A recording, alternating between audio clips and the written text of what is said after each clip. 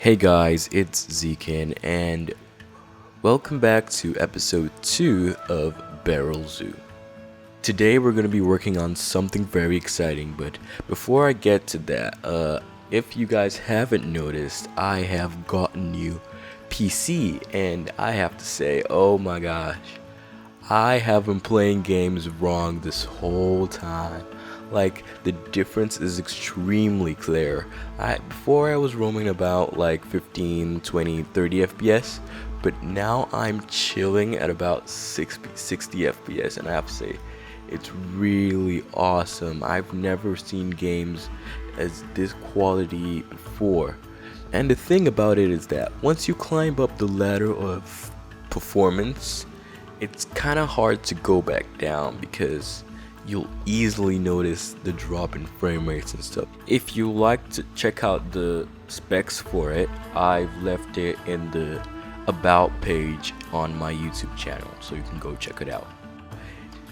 Anyways, as you can see, I'm trying to lay out the whole rainforest area for the greenhouse structure, which is going to be centered in the zoo.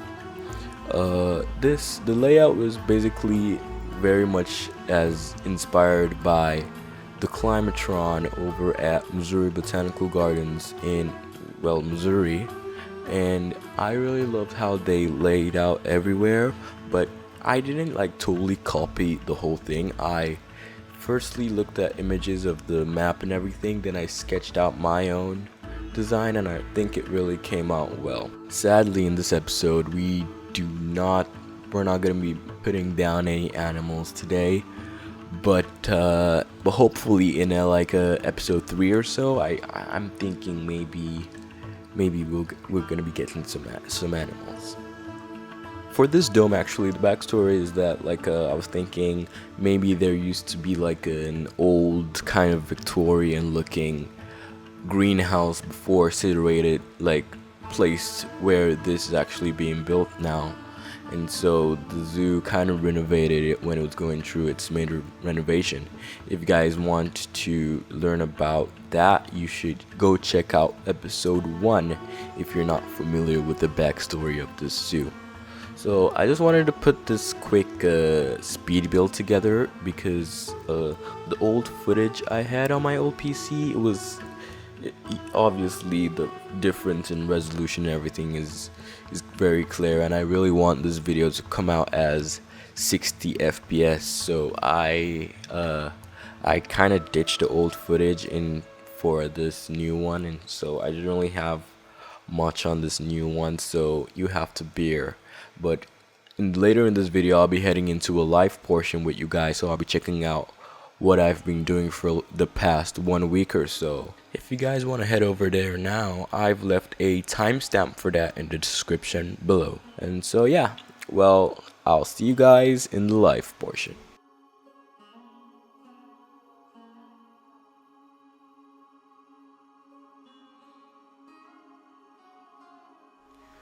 Okay, it's time to show you guys what I've been up to for the past 1 week or so. I kind of deleted the old entrance, like the default entrance, which actually comes with the whole map because of the recent 1.03 or so update that came out, which has, by the way, a ton of new additions for especially sandbox players like me, and it really helps because I have power turned off and water turned off, because I kind of think it doesn't really make sense, because in this zoo I plan for it to have like a central water filtration and electricity place, which would be the source of power and water, and so it doesn't really make sense for me to be designating scattering around transformers and water filters all over the place. So yeah, okay, so I didn't really do much with the environment per se, as there's nothing really much to do right now. I really focused on what's after what you'll see after the entrance. But okay, so let's head on into what I've been doing for 1 week. Okay, so as you proceed into the main entrance, voila, ta-da, you'll be greeted with this nice lush garden. This is actually based on the Missouri Botanical Gardens. They actually also have a central garden area, and so I thought it was a nice feature to also implement in this zoo as well. And so these plants are the flowers have their designated patches and flowers, and then there's this plain grass in which surrounds the flowers and everything. And talking about the short grass in the game, it's just flat, and it's not really nice. I would have liked if we got like the long grass pieces, but just a little shorter, and then we can use that as like short grass, and that would have actually been very nice because I really love the way the grass flows in the wind, as you can see here. And so without that, the flat grass just looks like a boring repetitive texture, and it's not really short grass, it's just plain old paint. It looks like painted grass. And so if we just got the long grass a little bit shorter, that would actually work really well as a nice short grass feature. Okay, so this pond, there are actually 3 of this. There's one over here, then there's this large central pond, and then there's one towards the main, this Climatron, which I'll be getting onto later in just a bit. And so why I colored this dark, the floor dark, is because in Missouri Garden they actually dyed the reflecting pools black, or blackish. I think it looks black, dark blue. And the reason for that is to restrict sunlight from actually penetrating into the water, and because sunlight actually would actually have an effect on the growth of other plants like algae. And so since it's only water lilies, this beautiful water lily plants in here that are designated to grow here, it wouldn't be nice to have a kind of competition which they'll be competing for food, soil, and everything. So they just dyed the water black so that the water lilies can thrive really well. Another reason why they dyed it black was because when you dye it black, the reflection actually increases. The reflection actually increases. So when you like look at it from here, because in game it doesn't really increase anything. I just colored the surrounding walls and everything dark to give it that illusion. But in the actual gardens, I don't know if I'll put a picture up or something, it actually has a really nice reflection and reflecting the statues and everything. In the actual garden, they actually have statues of different sculptures and everything. So because we have these awesome statues in the game, I really thought it would be nice to implement them. And so these animals actually reflect the animals I'll be actually planning to put down in this zoo. We have a wolf here, the Japanese macaws, and then we have giraffes and a bear, and it was just nice feature if to put a dodo, because dodos, unfortunately, I think they're extinct now. So it's just a nice feature, just a nod to the dodo bird. And I'm sure a lot of questions will rise, and like, what about the ink and the actual gardens, if it's actually good for the plants. And it's actually just, the ink is organic ink. It's kind of an organic combination of chemicals in which they used as ink, and it really makes the pool come out really well. These light balls, the illuminating balls in the game. They're actually silly if you don't use them well. So I think the way I actually used it made them look a bit nicer. And as you can see, if I actually turn it down to night, I've not really lit everywhere. But if I actually turn it down to nighttime, they actually form a nice, like, reflecting, like, they illuminate the ponds really well, and I really thought that was a nice feature for that. So let me get back to the data. Ooh, that bloom is out of this world. Okay, so as we head down in here, uh, we have in this pond there larger water lilies, and this is what I actually noticed in the actual Missouri Botanical Gardens. They have like larger water lilies as compared to the rectangular ponds, and so I really thought that was a really nice feature to also implement here. These flowers, I don't really have good knowledge of flowers, so I just mixed up a couple of things that look nice, and I really think it actually came out pretty well.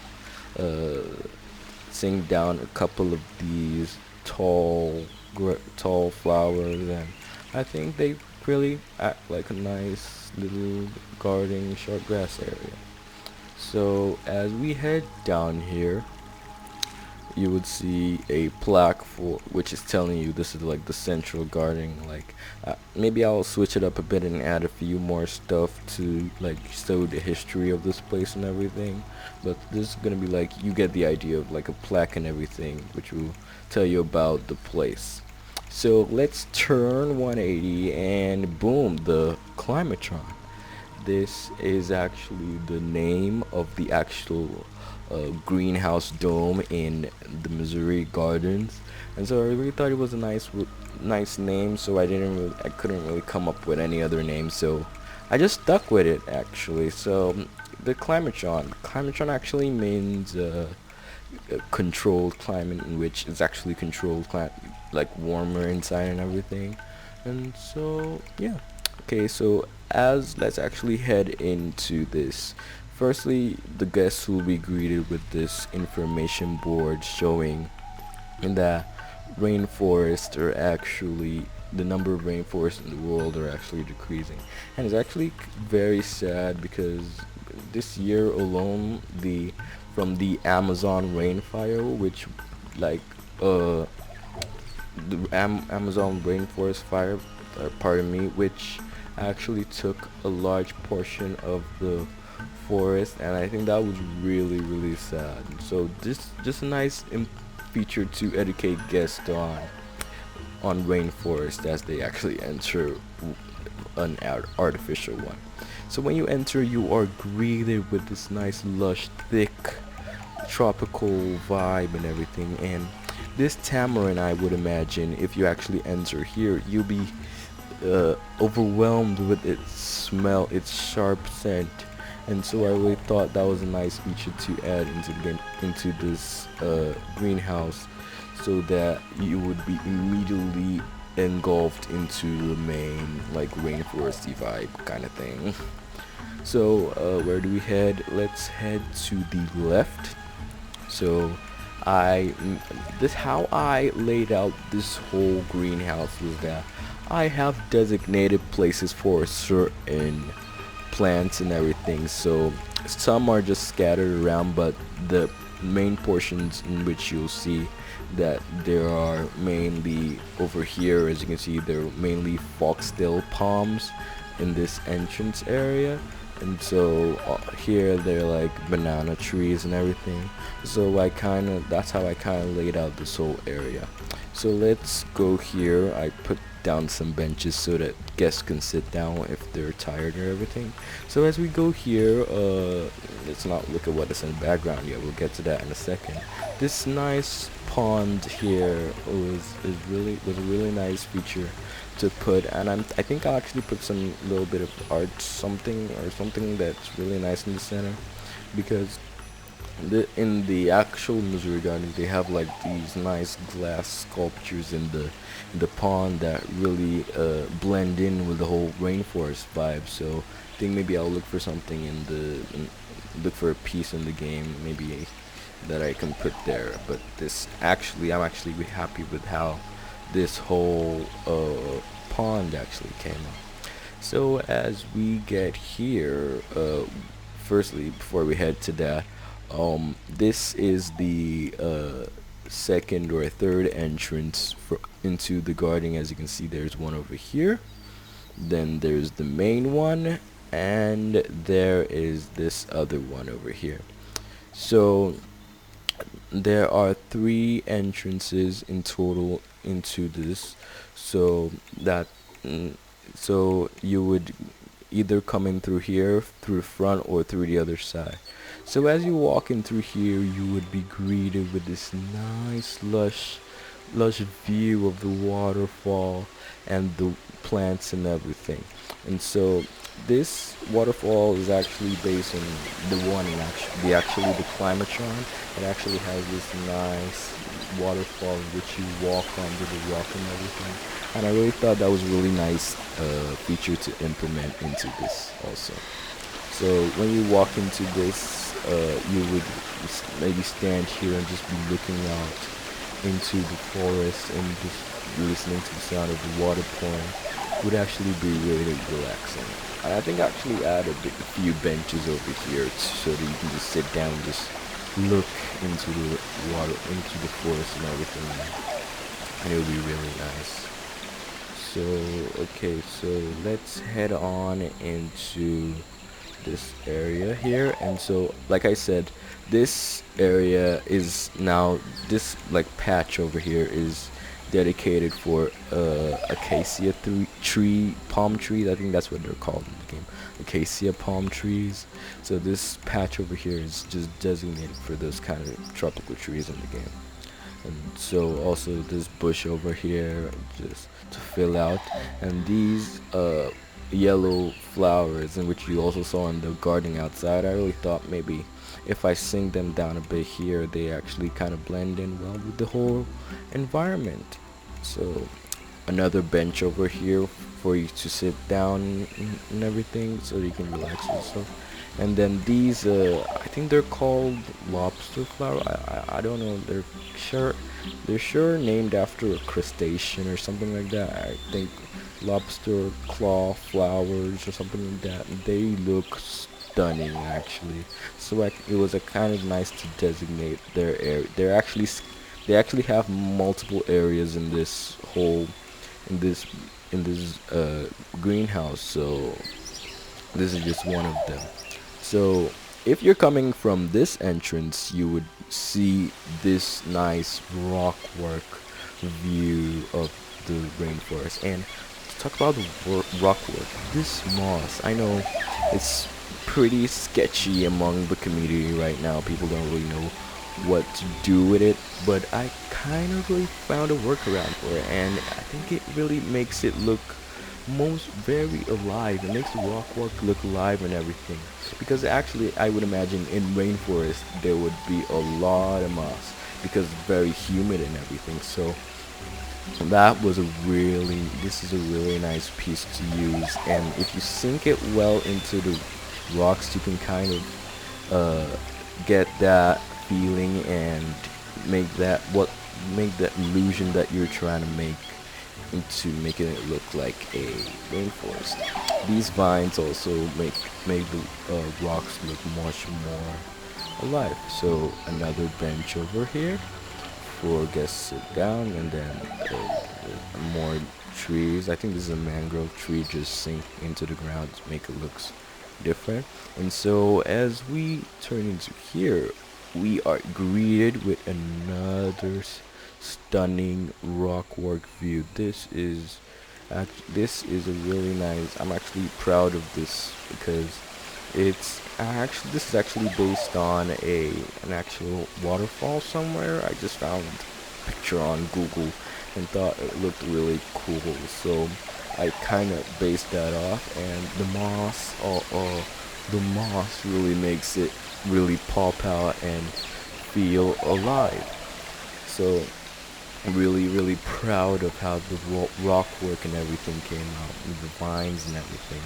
So if you're walking here, you would be walking over this underpass that I'll get to in a second to view down below there.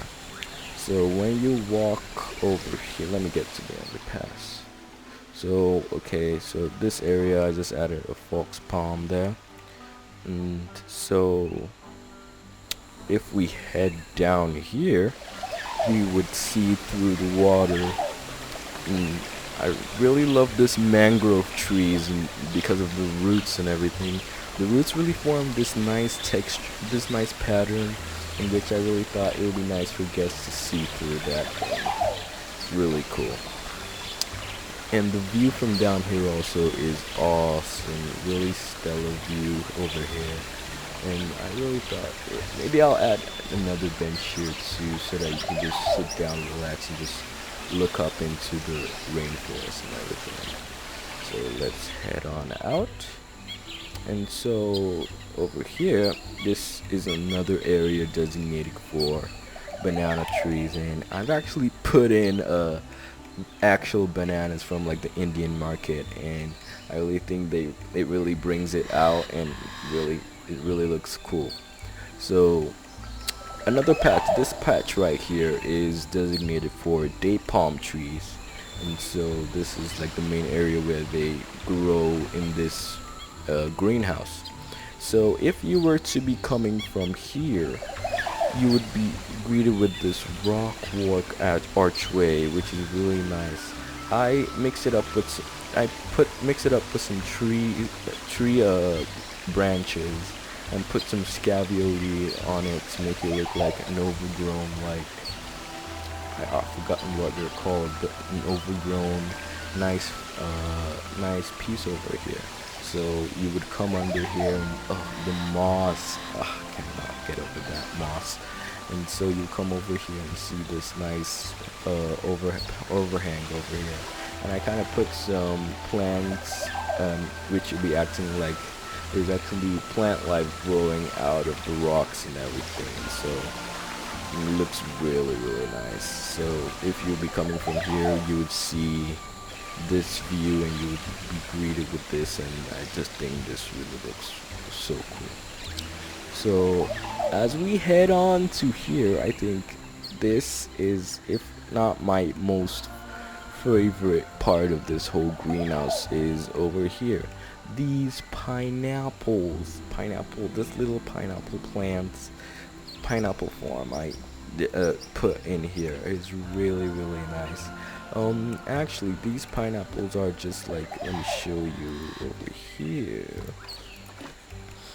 I just mixed up a aloe vera plant with a pineapple from the Indian market, and I really think it was really nice, because this, for those of you who don't know, I don't know, because I think it's come out to be a internet meme right now.